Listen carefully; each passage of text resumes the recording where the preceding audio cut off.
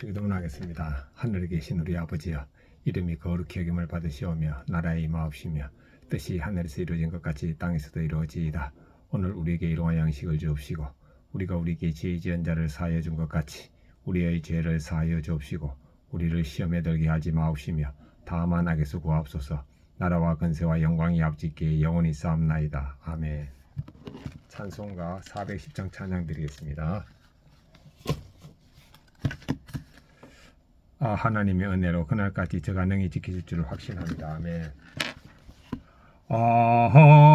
하나님의 은혜로 있을 데 없는 자 왜 구속하여 주시는지 난 알 수 없도다.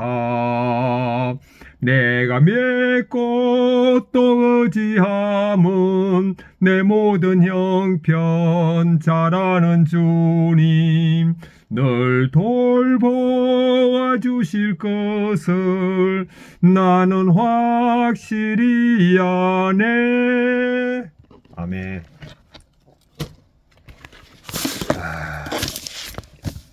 하나님의 말씀 에스라 3장 8절부터 13절입니다.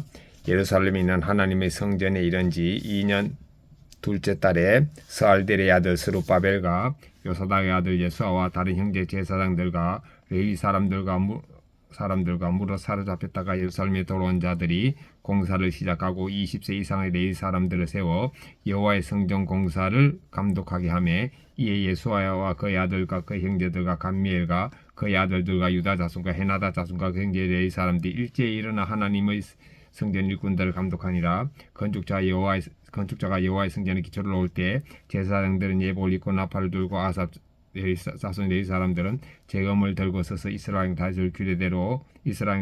다윗의 규례대로 여호와를 찬송하되 찬양으로 하다고 하며 여호와께 감사 이르되 주는 지극히 선함으로 그의 인자하심 이스라엘의 영원하시도다 하니 모든 백성이 여호와의 성전 기초가 놓임을 보고 여호와를 찬송하며 큰 소리를 즐거이 부르며 제사장들과 레위 사람들과 나이 많은 족장들은 첫 성전을 보았으므로 이제 이 성전의 기초가 놓임을 보고 대성통곡가 있으나 여러 사람은 기쁨으로 크게 함성을 지르니 백성이 크게 외치는 소리가 멀리 들리므로 즐거이 부르는 소리와 통곡하는 소리를 백성들이 분간하지 못하였더라. 묵상하겠습니다. 8절부터 9절입니다.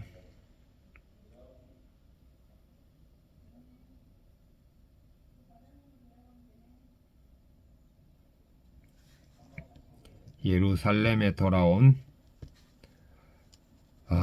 백성들의 지도자들과 백성들이 성전을 건축했습니다.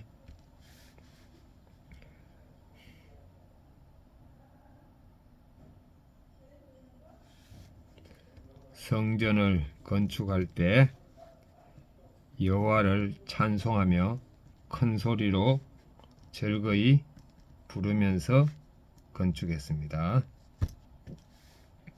12절부터 13절입니다.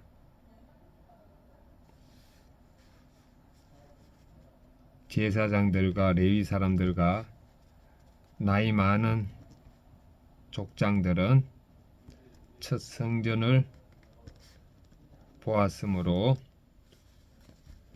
성전의 기초가 놓임을 보고 감격하여 대성통곡했습니다.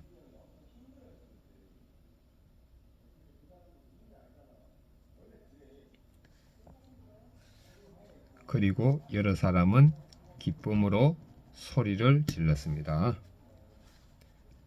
적용하겠습니다. 첫째, 저는 죽었고 예수님이 사심을 의식하면서 제 안에 성전이 건축됨을 감사하고 찬양하고 기뻐하겠습니다. 두 번째는 왼손은 주먹을 쥐고 예수님과 십자가에 못 박혔음을 의식하고 오른손은 주먹을 쥐고 예수님과 손잡고 있음을 의식하겠습니다. 바벨론에서 돌아온 지 12년째 되던 해에 드디어 성전 재건 공사가 시작됩니다. 유대 총독 스룹바벨과 대제사장 예수와 그리고 레위인들의 감독 아래 모든 백성이 하나 되어 공사에 참여합니다. 지도자들이 먼저 언급되는 것은 성전 재건 역사가 하나님의 허락하신 질서에 따라 진행되었음을 알려주기 위함입니다. 하나님의 역사는 효율과 능률로만 이루어지지 않습니다. 하나님이 허락하신 질서에 순종하며 연합할 때 주님의 역사하심을 경험하게 됩니다. 나는 효율과 성과에만 매달리느라 하나님이 허락하신 질서와 하나님들을 무시하지는 않습니까? 예, 무시할 때가 있습니다. 다시 질서를 회복하겠습니다. 성전의 기초가 놓이자 제사장들은 예복을 갖춰 입고 나팔을 붑니다. 레위 족속인 아삽 자손이 재금을 들고 찬양하자 백성은 입술의 고백으로 화답합니다. 70년 포로생에서 돌아온 백성이 여전히 다윗의 규례를 따라 찬양하는 것은 그들이 다윗과 언약을 맺으신 하나님을 잊지 않았기 때문입니다. 내 삶이 성전 기초만 남겨진 폐허 같을지라도 하나님은 자신의 계획을 아름답게 완성하십니다. 내 삶이 성전 기초만 남아진 폐허 같지라도 하나님은 자신의 계획을 아름답게 완성하십니다. 아멘. 인생의 고난과 아픔 속에서 내가 기억하고 선포해야 할 하나님의 약속은 무엇입니까?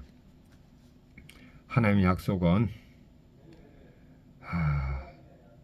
너는 내 아들이다. 너는 택한 족속이요 왕같은 제사장이요 거룩한 나라요 하나님 소유된 백성이다. 여호와의 집 12절 13절 여호와의 집터가 다져진 것을 보고 백성이 환호합니다. 하지만 옛 성전의 위험을 기억하는 세대는 작고 초라해 보인 새 성전터를 보고 통곡합니다. 그 감격의 통곡이 아니고 초라해서 통곡하는구나. 성전 재건의 현장에는 기쁨의 집뿐 아니라 크게 우는 소리도 있습니다. 아직 완성되지 않은 하나님 나라를 사는 우리 삶도 이와 같습니다. 성도는 폐허가 된 성전터 같은 삶으로 인해 눈물 흘리는 동시에 그 속에서도 성전 기초가 놓인 것을 보고 소망의 노래를 부르는 사람입니다. 현재 폐허가 된 성전터 같은 나의 상황은 무엇입니까? 그 속에서도 내 삶을 다시 세워나가시는 하나님의 손길을 봅니까? 예, 봅니다. 기도, 효율과 성과에만 집착하던 저를 하나님이 세워진 질서에 따라 살게 하시니 감사합니다. 폐허가 된 것 같은 상황에 압도되어 하나님의 약속을 잊고 살았음을 용서해 주옵소서. 이제는 지체들과 함께 하나님의 신실하신 약속을 붙들고 기쁨과 소망의 노래를 부르게 하옵소서. 아멘. 묵상간정 무너진 집을 재건축하신 하나님 윤영웅님입니다. 38년 전 결혼 3년 차에 제 뜻대로 이혼하여 가정을 파괴했습니다. 당시 대의였던 저는 이 사실이 알려지면 군생활이 여기서 끝날 수도 있겠구나 하는 절망감에 빠졌습니다. 그때 동기생의 인도로 예수님을 처음 만났습니다.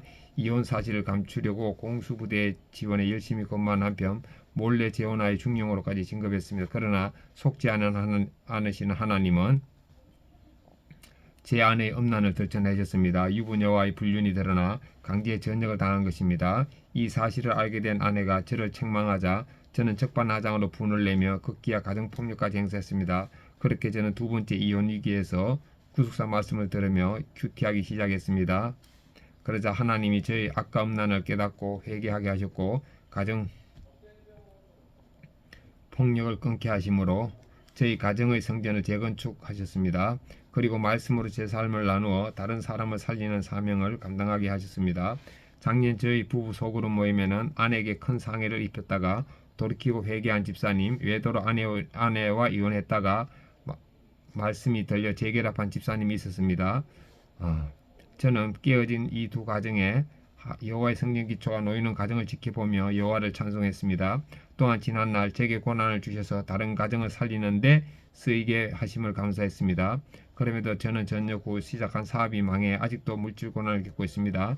그러나 저를 사랑하신 하나님이 이를 통해 제게 다시 세상으로 돌아가지 않도록 보호하고 계심이 믿어지니 할렐루야입니다. 앞으로도 회개로 인한 통곡 소리와 감격의 찬송 소리가 어우러진 공동체에서 날마다 말씀으로 저희 죄와 연약함을 보며 지체들과 함께 기쁨의 예배를 드리겠습니다. 적용 1. 한 사람이 구원받도록 저희 죄와 수치를 말씀에 따라 소그룹 지체들에게 나누겠습니다. 적용 2. 세상으로 돌아가고 싶어하는 저를 책망하는 아내에게 대꾸하지 않고 아멘으로 답하겠습니다. 피해 적용을 확인하겠습니다.